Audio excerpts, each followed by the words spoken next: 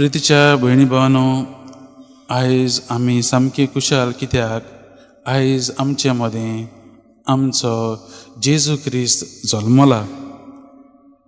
आनी हो आमकां सगल्यांक एक म्हत्वाचो गूट आमचे धोड्या मुखार देवान दवरलेलो आसा.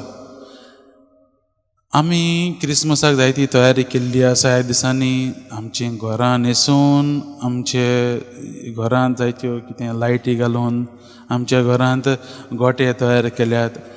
आमच्या घरांत जायत्यो खावड्यो, नेवऱ्यो, करमलां, दोदोल सगळें करून आमी ह्या आयच्या दिसाक आमी तयार जाल्या. पूण आमी आमचीं काळजां तयार केल्यात काय हो आमकां एक प्रश्न. कित्याक म्हज्या भयणी भावांनो, आयज जेजू आमच्या काळजांनी जल्मला. पूण आयज आमी हो नाताळ समरंभता आसतना, हो आमच्या जेजूची आमी हो जल्म समरंभता आसतना आमी आमकांच प्रश्न करूंक गरजेचो, आमी जेजू खऱ्यांनीच आमच्या काळजांत जल्म दिला काय ओ ना तें आमी पळोवया. आमी जाणां नातालांची काणी आमकां खबर आसा, कित्याक आमी दर एक क्रिस्तांवाक खबर आसूंक जायच.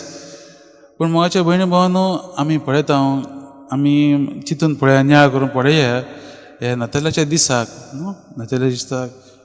मारिया आनी जुजे आतां तांकां एक रावपाक जागो जायो आनी तीं वयतात बेतलेहमांत. तीं आतां येयल्लीं आसात आनी सोदतात घोडे.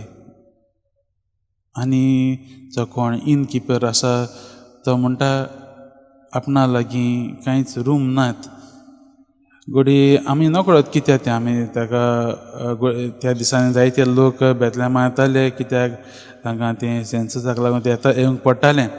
आनी घोडी त्या वेळार हे इन किपरांकूय बीन कोण जागो दितात, रावंक दितात, ते रेंट करूंक दितात, ते तांकांय घोडी आतां फायद्याचो दीस. कित्याक जायते लोक येतले, आमकांय पयशे दुडू मेळटले. घोडी ताणें जुजेक आनी मारियाक पळयलें. तांकां पळयोनच म्हणलें आसलें हांचे कडल्यान घोडी कांयच मेळचें ना. म्हळ्यार बरें, रूम नायत म्हळ्यार बरें. आनी तांकां घोडी धाडलें आसलें. आमी ताका वायट अशें मानून घेवचें ना, पूण तो आपलें चिंतालो घोडी खरो.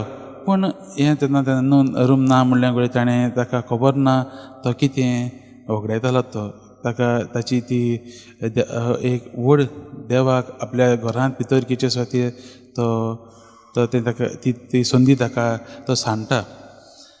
पूण म्हज्या भयणी भावांनो, आयज जेजू आमच्या जिवितांत येता. आयज ह्या संवसारांत तो येयल्लो आसा आनी आमच्या जिवितांतूय येयल्लो आसा आनी तो येयत आसता. म्हज्या भयणी भावांनो, गोट्यान जल्मला खरो, पूण आमच्या काळजांत जल्मूंक गरजेचो. आमच्या दारार तो मारता, आमच्या दारार मारत आसता. आनी आयज आमी आमच्या काळजांत तयार केल्यात काय आमी म्हणटात म्हज्या काळजांत रूम ना, म्हज्या जिवितांत रूम ना म्हणटात काय, हें आमी नियाळ करूंक गरजेचें. आयज हे नियाळ करता आसतना म्हाका एक काणयेचो उगडास येता.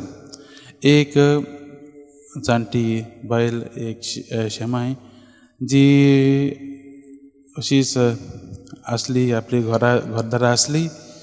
आनी जेन्ना नातालांच्या काळार अशी आसतना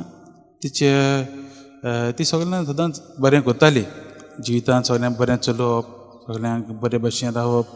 आनी येतली म्हाका थोडें काम आसा, हांव फाल्यां येतलें, तुमी वसात.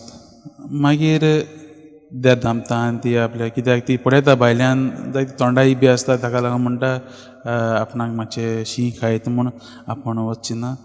आनी ती भितर वता. थोडेच वेळान आनीक एक दारार कोण मारता आनी पळय गेल्यार ते सगळे जे गवणी जे आसले मेंढरांक राखताले ते येवन दारार मारता. म्हणटा आगी यो बेतलेहमांत एक आमकां एक सोडवणार जल्मला, ताका मेळोंक या. आनी ती म्हणटा बाबा तुमी वचात, हांव फाल्यां येतां.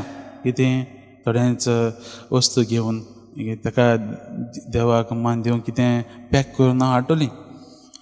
आनी सारकें म्हळ्यार ती रात वचना आनी दुसरे दिसा उठून सगळें पॅक करता आनी वेता.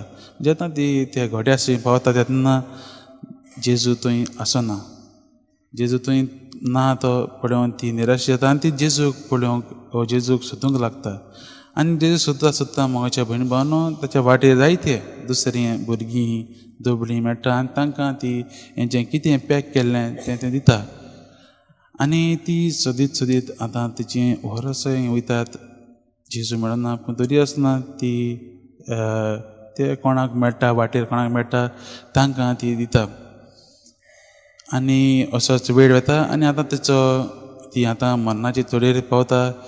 ती आतां अंथरुणार न्हिदलेली आसतना जेजू तिका भेट दिवंक येता. आनी कसल्या रुपान मोगाच्या भयणी भावांनो ही सगळीं हे दुबळ्यांक जी तिणें आदार केल्लो तांच्या रुपान हे भुरग्यांक वा कोणाक कितें आदार केल्लो तांच्या रुपान ती येता.